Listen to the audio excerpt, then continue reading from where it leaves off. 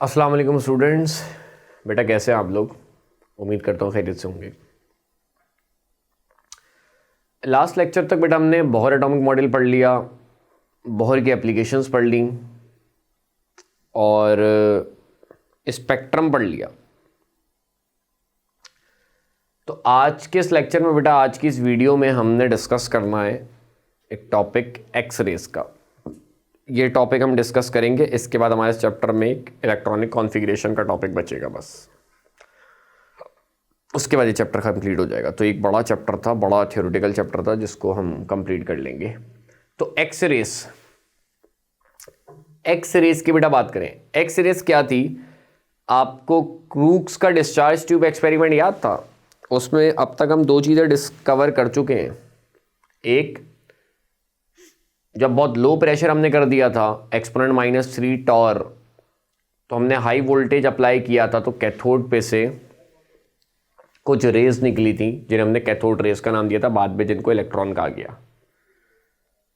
ठीक है। उसके बाद जब हमने प्रेशर थोड़ा सा ज़्यादा रखा, गोल्डस्टेन ने एक्सपोनेंट -1 टॉर, यानी अंदर थोड़ी सी गैस भी मौजूद थी, तो जब वो इलेक्ट्रॉन जाके गैस के मॉलिक्यूल से टकराए तो उनके इलेक्ट्रॉन को इजेक्ट करवाया। अब ये बन गया पॉजिटिव आइन, तो ये आया कैथोड की तरफ। कैथोड के होल्स में से पास हुआ, कैनाल में से पास हुआ और पीछे जमा हुआ, इस पीछे ग्लो करवाया, तो पता चला कि भाई कुछ रेज ऑपोजिट डायरेक्शन में भी आ रही हैं, उनको नाम दिया पॉजिटिव रेज का। और हाइड्रोजन जब हमने गैस रखी अंदर, तो उस वक्त जो पॉजिटिव रेज जनरेट हुई उनका E/m सबसे ज़्यादा आ रहा था, मतलब उनका मास सबसे कम होगा, सिंगल का होगा, तो उसको हमने नाम दिया हाइड्रोजन की टर्म्स में जो पॉजिटिव रेज कहलाए वो प्रोटॉन कहलाए। अब तक हमने क्या बात की? कैथोड पे से रेडिएशंस निकली, बीच में वो गैस के मॉलिक्यूल से टकराए, यहां तक की बात की। जब वो आगे जाके एनोड से टकराएंगे तब क्या होगा? और अगर एनोड को हम थोड़ा सा टिल्टेड ले लें ताकि वो रेडिएशंस बाहर की तरफ निकले, उसको हम ऑब्जर्व करें कि भाई कुछ रेडिएशंस यहाँ से भी निकल रही हैं। अगर वो सीधी होगी तो रेडिएशंस आपकी ट्यूब तो आपकी ऑलरेडी ग्लो कर रही है, तो पता ही नहीं चल पाएगा कि भाई ये वही रेडिएशंस है या अलग तरह की रेडिएशंस है। तो क्या किया गया? एनोड को थोड़ा सा टिल्टेड लिया गया, यानी बिल्कुल स्ट्रेट नहीं लिया, थोड़ा सा टिल्ट कर दिया, बैंड कर दिया, नीचे की तरफ या ऊपर की तरफ कहीं भी झुका दिया, किसी एक तरफ झुका दिया। किसने काम किया? ये रोइंजेन नामी साइंटिस्ट ने ये काम किया। यानी एमसीक्यूज में आपसे पूछा एक्सरेस को किसने डिस्कवर किया, तो रोइंजेन ने डिस्कवर किया। एक्सरेस को रोइंजेन रेस के नाम से भी जाना जाता है। ठीक है। तो हुआ कुछ यूं कि जब इलेक्ट्रॉन निकले, कैथोड रेज निकली, वो जाके टकराए एनोड से, और अब की बार एनोड टिल्टेड थी, तो देखा गया कि कुछ रेडिएशंस निकल रही हैं, नीचे कह लो कोई डिटेक्टर वगैरह लगाया हुआ था, तो पता चला कि भाई कुछ रेडिएशंस और भी हैं जो कि जब कैथोड रेज यानी इलेक्ट्रॉन जाके मेटल से टकरा रही हैं तो इस कोलिजन के नतीजे में निकल रही हैं। इन रेडिएशंस को रोइंजेन ने नाम दिया एक्स रेस का। एक्स रेस का नाम ही क्यों दिया?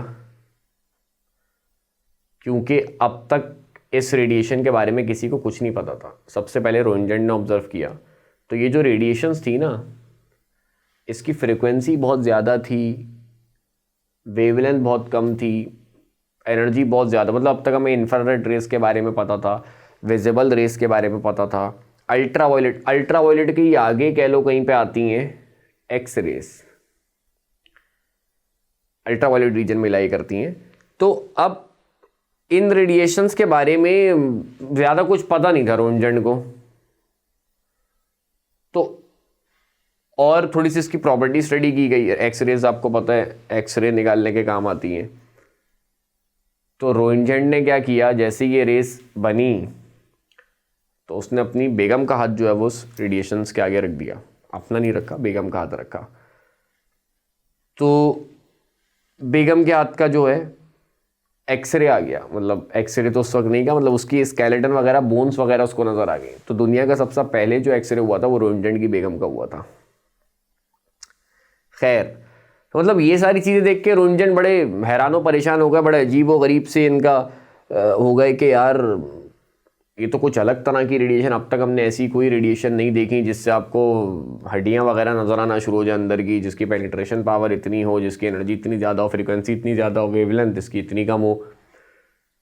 तो जब कुछ नहीं पता होता, तो आप लोग माशाल्लाह साइंस के स्टूडेंट हो, मैथ्स के स्टूडेंट हो, जब कुछ नहीं पता होता तो उसको एक्स सपोज कर लेते हैं, ई एक्स वाला एक्स नहीं, ABCD वाला एक्स। तो इस वजह से रोइंजन ने उन रेस का नाम रख दिया एक्स रेस। तो एक्स रेस का जो नाम पड़ा वो इस तरीके से पड़ा कि एक नई रेडिएशंस देखने को मिली साइंटिस्ट को, इसके बारे में इतना ज़्यादा पता नहीं चल पा रहा था क्या है, तो बस उसको नाम दे दिया गया किसका, एक्स रेस का। एक्स रेस या फिर रोइंजन रेस कहलाती हैं। सही, कैसे डिस्कवरी मैंने बता दिया। फास्ट मूविंग इलेक्ट्रॉन जब टकराता है किससे, एनोड से, तो इस कोलिजन के नतीजे में एक्स रेस निकलती हैं। अच्छा, अब ऐसा क्या होता है जिसकी वजह से एक्स रेस निकलती है? तो भाई देखो, जब भी इलेक्ट्रॉन आके या बीच में कोई इलेक्ट्रॉन लगा होगा उससे टकराएगा तो वो इलेक्ट्रॉन आपका इजेक्ट हो जाएगा, ऊपर की तरफ इजेक्ट हो गया, नीचे की तरफ इजेक्ट हो गया, कहीं भी इजेक्ट हो गया। जब कैथोड रेज यानी इलेक्ट्रॉन आके टकराई मेटल से, तो उसका एक एटम होगा, अंदर जाके उसके किसी इलेक्ट्रॉन को हिट करेगी, इस इलेक्ट्रॉन को हिट किया तो वो इलेक्ट्रॉन निकल गया, ऊपर निकल गया, नीचे निकल, कहीं भी निकल गया। अब यहां पे आ गया बेटा गैप। अब इस गैप को पूरा करने के लिए ऊपर से कहीं से इलेक्ट्रॉन को नीचे आना पड़ेगा।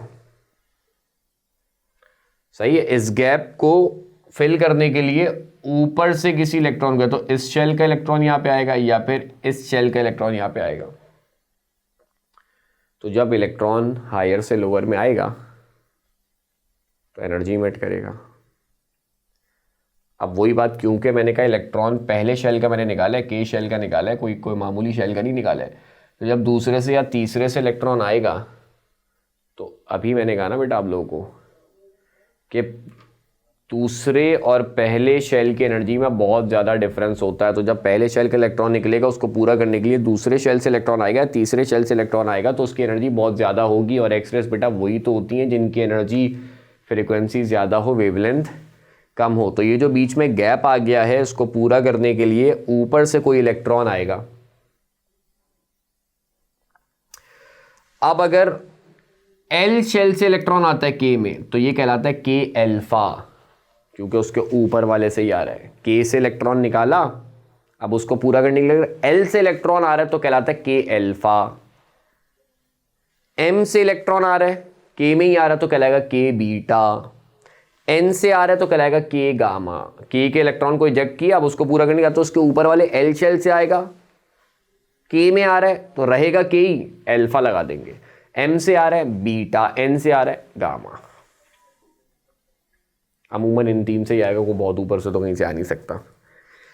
इस तरह अगर वो एल के इलेक्ट्रॉन को इजेक्ट करवाता, एल में गैप आ जाता, तो उसको पूरा करने के लिए एम से अगर इलेक्ट्रॉन आता, क्योंकि एल में आ रहा है तो एल अल्फा, एन से आता तो एल बीटा। समझ रहे हो? तो जब भी इलेक्ट्रॉन मेटल से स्ट्राइक करते हैं तो उसके इनर शेल के इलेक्ट्रॉन को इजेक्ट कराते हैं, के को एल को। अच्छा, के को एल को ही क्यों कर रहा हूं मैं, आगे के शेल को क्यों नहीं कर रहा? क्योंकि वही बात, जब ऊपर के शेल को इजेक्ट करवाएगा तो अगर उसमें ट्रांजिशन होगा भी तो उससे ज़्यादा एनर्जी की लाइट तो नहीं निकलेगी ना, क्योंकि मैंने कहा आहिस्ता आहिस्ता एनर्जी का डिफरेंस कम होता रहता है। तो पहले और दूसरे से इलेक्ट्रॉन को निकालेगा, तो जब हायर शेल से इलेक्ट्रॉन आएगा, एनर्जी ज़्यादा, फ्रिक्वेंसी की ज़्यादा एनर्जी की लाइट निकलेगी, तो वही एक्स रेस होगी। वरना वो कुछ और रेज निकलेंगी, वो एक्स रेज नहीं होंगी फिर।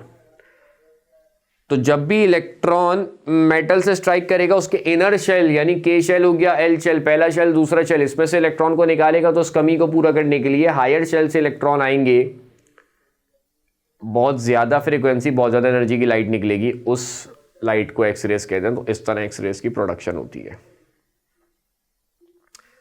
सही है। एक्स रेस की जो प्रोडक्शन होती है बेटा, वो रिवर्स प्रोसेस होता है फोटो इलेक्ट्रिक इफेक्ट का। फिजिक्स में आप फोटो इलेक्ट्रिक इफेक्ट पढ़ते हो। लाइट मेटल से स्ट्राइक करती है और उसके इलेक्ट्रॉन को इजेक्ट करवाती है, फोटो इलेक्ट्रिक इफेक्ट कहलाता है। एक्स रेस में इसका उल्टा काम हो रहा है। इलेक्ट्रॉन मेटल से टकरा रहे हैं और लाइट इजेक्ट हो रही है, लाइट एमिट हो रही है, वो लाइट एक्स रेज है। तो ये बात एमसीक्यूज में आ सकती है। Production of X rays is the reverse process of dash photo electric effect. Photo electric effect के बारे में हम यहाँ डिटेल में बात नहीं करेंगे, फिजिक्स का टॉपिक है, फिजिक्स में ही रहने दो।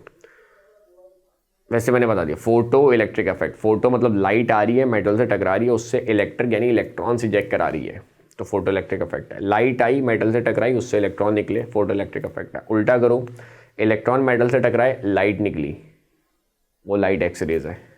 तो production of X rays is the reverse process of photo electric effect. ठीक है। अच्छा, एक और चीज, अब रोइंजन वगैरह ये सारे काम करके चले गए। इसके बाद एंट्री मोजले की। मोजले आपको पता है बेटा, बड़े अजीम साइंटिस्ट जिन्होंने हमें पीरियोडिक टेबल, मौजूदा पीरियोडिक टेबल बना के दिया। उन्होंने काम किया एटॉमिक नंबर पे। उन्होंने जो मौजूदा टेबल दिया, मेंडलीफ का टेबल था कि मासेस के बेसिस पे अरेंजमेंट करेंगे। मोजले ने कहा कि आप जो अरेंजमेंट करोगे वो किसकी बेसिस पे करोगे, एटॉमिक नंबर की बेसिस पे। तो मोजले ने काम किया एटॉमिक नंबर पे, और उसी जमाने में ये एक्सरेस वैक्सेस भी डिस्कवर हुई। तो मोजले ने क्या किया, एक्सरेस की प्रॉपर्टीज को स्टडी करने के लिए क्या किया, 38 मेटल को इस्तेमाल किया, यानी जो एनोड तो उसको बार बार चेंज किया, 38 बार, 38 टाइम्स जो उन्होंने मेटल को चेंज किया। अलग अलग मेटल, कम एटॉमिक नंबर वाला कभी रखा, कभी ज्यादा एटॉमिक नंबर वाला रखा, और देखा एक्स रेस की प्रॉपर्टीज को स्टडी किया। तो एक चीज इन्होंने स्टडी की, वो क्या कि एक्स रेस की जो फ्रीक्वेंसी थी वो एटॉमिक नंबर के डायरेक्टली प्रोपोर्शनल निकली। एक्सपेरिमेंटली बात देखिए, 38 बार उन्होंने एलिमेंट को, मेटल को चेंज किया और देखा कि जब कम एटॉमिक नंबर वाला हम ले रहे हैं मेटल तो फ्रीक्वेंसी कम निकल रही है, ज्यादा एटॉमिक नंबर वाला मेटल ले रहे हैं तो जो एक्स रेस निकल रही है उसकी फ्रीक्वेंसी ज्यादा है। उसका मतलब एक्स रेस की जो फ्रीक्वेंसी होती है वो एटॉमिक नंबर के डायरेक्टली प्रोपोर्शनल होती है। ये बात एमसीक्यूज में पूछी जा सकती है। या फ्रीक्वेंसी एटॉमिक नंबर के डायरेक्टली प्रोपोर्शनल है तो वेवलेंथ एटॉमिक नंबर के इनवर्सली प्रोपोर्शनल होगी, क्योंकि फ्रीक्वेंसी और वेवलेंथ आपस में एक दूसरे के इनवर्सली प्रोपोर्शनल होते हैं। ठीक है, तो ये चीज बेटा याद रखना, एमसीक्यूज में आता है कि फ्रीक्वेंसी ऑफ एक्स रेज का एटॉमिक नंबर से क्या रिलेशन है, डायरेक्ट रिलेशन है। किसने बताया, मोजले ने बताया, एक्सपेरिमेंटली बताया, 38 टाइम्स मेटल को चेंज कर करके। और जब फ्रीक्वेंसी के एटॉमिक नंबर से डायरेक्ट रिलेशन है तो वेवलेंथ के एटॉमिक नंबर से इनवर्स रिलेशन होगा। ठीक है, तो ये सारी बातें जो बेटा मैंने आप लोगों को बताई, ये आपको एक्स रेस के टॉपिक में याद रखनी है। तो यहाँ पे आपका एक्स रेस का टॉपिक कंप्लीट हुआ। तो फिलहाल इस लेक्चर को, इस वीडियो को यहीं पे एंड करते हैं। अगले लेक्चर में आपसे मुलाकात होगी। अपना ख्याल रखना।